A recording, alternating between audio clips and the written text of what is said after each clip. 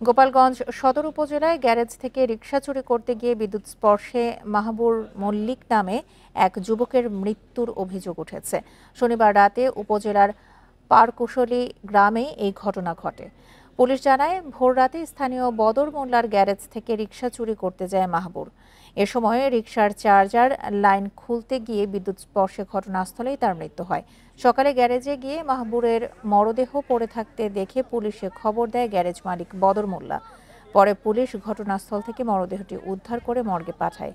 এদিকে লক্ষ্মীপুর সদর উপজেলার মেঘনা নদীর বুড়ির ঘাট এলাকা থেকে এক নারীর মরদেহ উদ্ধার করেছে পুলিশ। তবে নিহত নারীর পরিচয় শনাক্ত করা যায়নি।